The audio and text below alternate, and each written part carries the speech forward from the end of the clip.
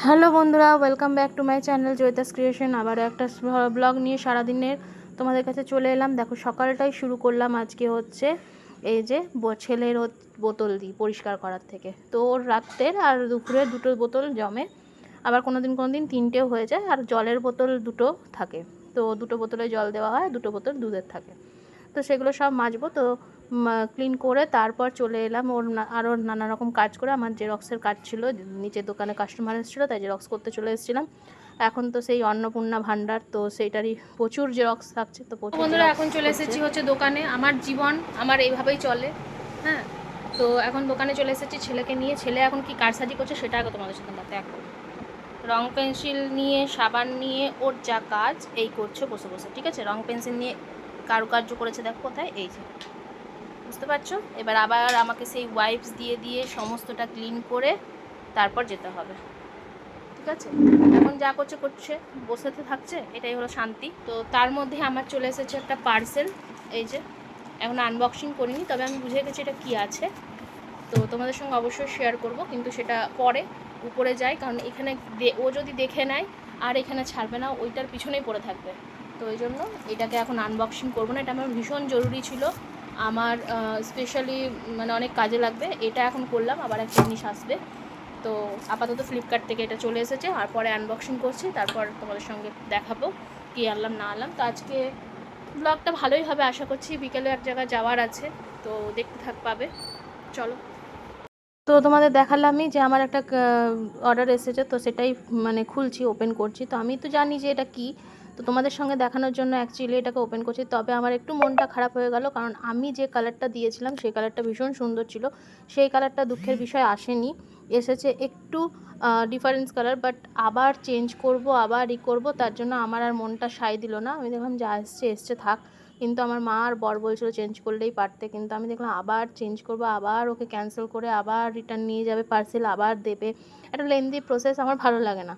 না, যেটাই এসছে দেখো এরকম একটা এসছে উডেন টাইপের। তারপর চলে এসেছিলাম, মা বললো চিংড়িটা আছে করবি, তো আমি বললাম চলো আমি তাহলে করি।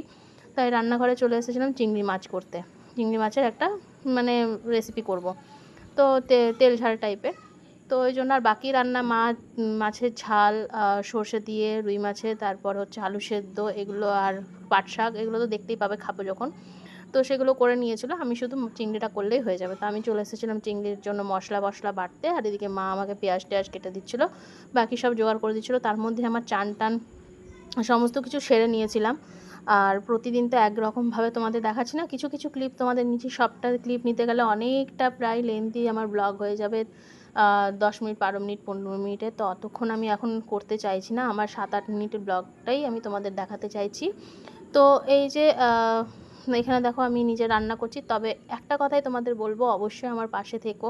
আমার ব্লগ যদি তোমাদের ভালো লেগে থাকে, আমার সাধারণ জীবনযাপন যদি ভালো লেগে থাকে। টান টান হয়ে গেছে, তোমরা দেখলেই মানে দেখতে পেলে আগে যে আমি রান্নাঘরে চলে এসেছি। রান্নাঘরে এসে আজকে আমার কাজ হচ্ছে আমি চিংড়ি মাছ করব।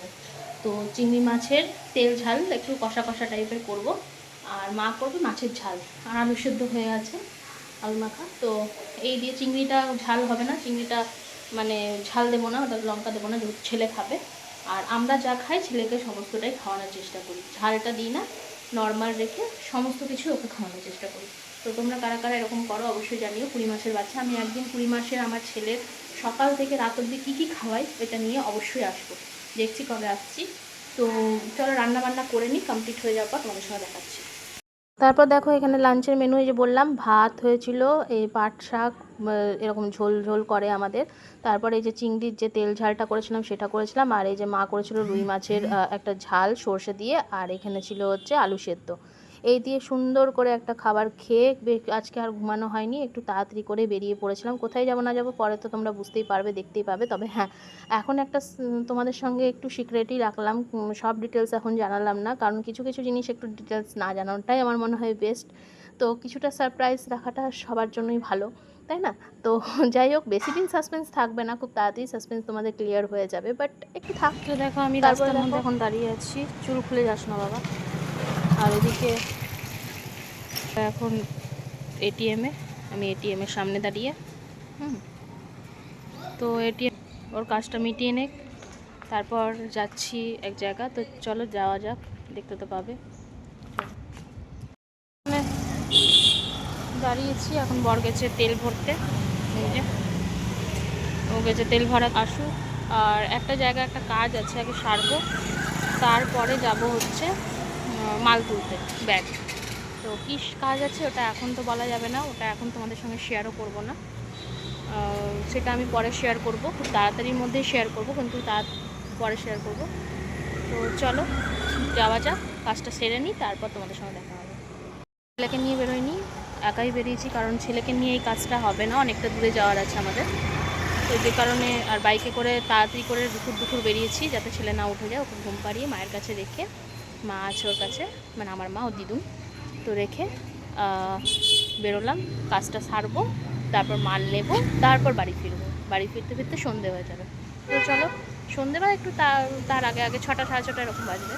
তো চলো যাই, কাজটাকে সেরে নিই, তারপর তোমাদের সঙ্গে দেখা করছি।